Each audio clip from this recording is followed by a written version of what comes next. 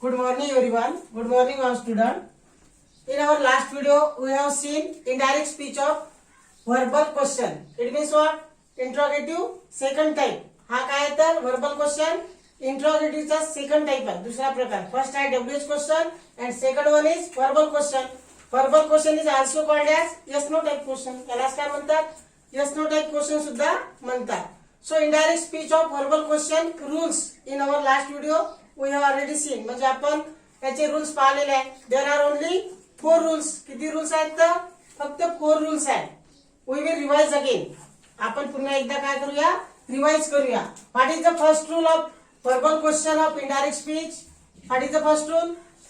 First rule is that the verbal question always start with auxiliary verb. Which are auxiliary verb? Am, is, are, was, were, have, has, had, shall, will, should, as like. Auxiliary and modal auxiliary also. It means what? It is the identity. ही काय आहे त्याची ओळख आहे की verbal question चा जो reporting speech मधलं sentence आहे always start with auxiliary verb. Understand? And the answer will be we get आपल्याला answer कशात मिळेल? In yes no type. म्हणजे त्याचे जे answer राहील आपल्याला ते yes no type मध्ये मिळेल. जसे की पहा may I wear the sari mother. ती गर्ल मुलीला मदरला विचारते आईला मी ही साडी घालू की नाही. सो मदर काय म्हणेल yes or no. So as like we get answer by in yes no mode. Understand? So it is the first rule. Verbal question start with auxiliary verb. Then second rule, you have to take reporting verb, ask, wanted to know and inquire. Ask, inquire and wanted to know. Generally we take ask reporting verb. Generally आपण reporting verb ask घेतो. Second काय wanted to know म्हणजे काही जर विचारायचं असेल तर wanted to know and inquire कधी घेतो तर इन्फॉर्मेशन विचारायची असेल तर इन्क्वायर्ड चौकशी करायची असेल तर. Understand? So use reporting verb ask, inquire and wanted to know. Then third rule, use conjunction if or whether. आता conjunction now you are the question if कधी घ्यायचं आणि वेदर कधी घ्यायचं. It is question to you. पडला असेल ना तुम्हाला question. So we take whether if there is choice preference. म्हणजे चॉईस जर असेल प्रिफरन्स द्यायचा असेल तुम्हाला जसे की सपोज मी तुम्हाला विचारलं would you like to take coffee or tea. तुला चहा घ्यायला आवडेल की टी घ्यायला. Then you says your choice. तुम्ही काय सांगसाल? तुमची चॉईस सांगसाल कॉफी आवडेल की tea. So if as like the question जर अशा टाईपचा जर क्वेश्चन असेल then we give preference. So at that time you have to use whether. Understand? तेव्हा तुम्हाला वेदर वापरावं लागेल. And there is general then you have to use if. जर जनरल असेल तर इफ घ्यावं लागेल. परंतु जर तुम्हाला चॉईस प्रिफरन्स द्यायचा आहे पसंती द्यायची आहे तुमची की मला हे आवडते नाही मी हे करणार then at that time you have to take whether compulsory if there is choice preference. Understand? And last rule, use tense as the tense rule. म्हणजे टेन्स जसं की आपण रूल पाहिले आहे टेन्सचे. Simple present become simple past and simple past become past perfect as like. So use the tenses rule according to our chart. म्हणजे आपल्या chart प्रमाणेच आपल्याला टेन्सेस ची रूल घ्यावे लागेल. So do you understand all the 4 rules? First one, auxiliary verb starting म्हणजे starting auxiliary verb ने येते. Second, use conjunction if or whether and then third, reporting verb ask, inquire and want to know and last, tense change according to the our rules. Understand? Now we are going to see more example practice. First example, the girl said, "May I wear this sari, mother?" Now look at the sentence properly. पहा इकडे आता. For the confusion, the listener is given at last in the reporting speech. म्हणजे इथे तुम्हाला confuse करण्यासाठी जो listener आहे तो रिपोर्टिंग स्पीच मध्ये दिला आहे आणि तो पण लास्टला. तर तुम्ही एक आयडेंटिटी ठेवायची की कॉमा नंतर जर नेम येत असेल लास्टला किंवा स्टार्टिंगला इथे पण राहू शकते. इथे जर नेम येत असेल किंवा लास्टला कॉमा नंतर then it is the listener. तो काय आहे तर लिस्नर आहे.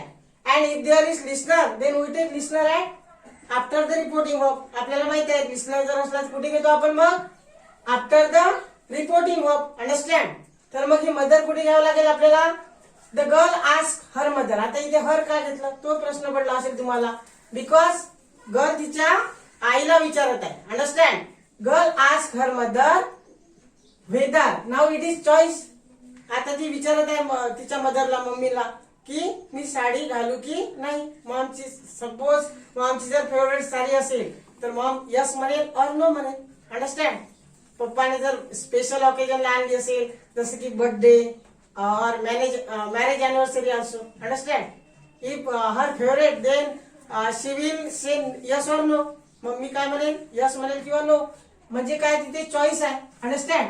There is a choice. That's why we use whether here. आपण का वेदर यूज केले मग, because there is choice. Mom काय म्हणेल, यस म्हणेल और नो म्हणेल. Understand.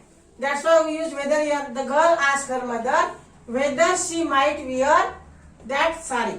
Understand? And this become that pointer word changes. So do you understand properly? The girl asked her mother whether she might, and may become might. Past tense.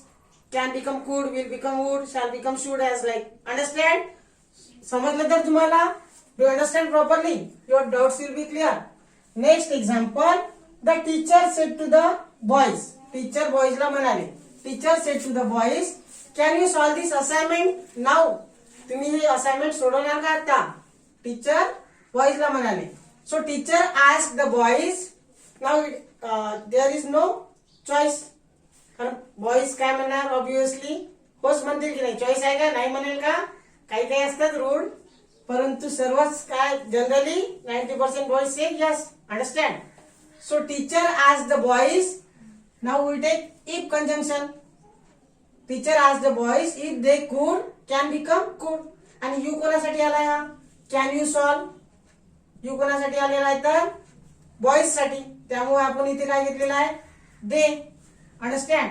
आणि can you आहे तर आधी काय करून घ्यायचं, you can. म्हणजे जे question आहे त्याला असेटिव्ह मध्ये करून घ्यायचं. जो सब्जेक्ट आपला नंतर आहे तो आधी घ्यायचा, त्यानंतर ऑक्झिलरी वर्ब, त्यानंतर object. Understand. It means you have to make question to the assertive. म्हणजे जो क्वेश्चन आहे त्याला आधी विधान बनवायचं इन युअर माइंड. अंडरस्टँड.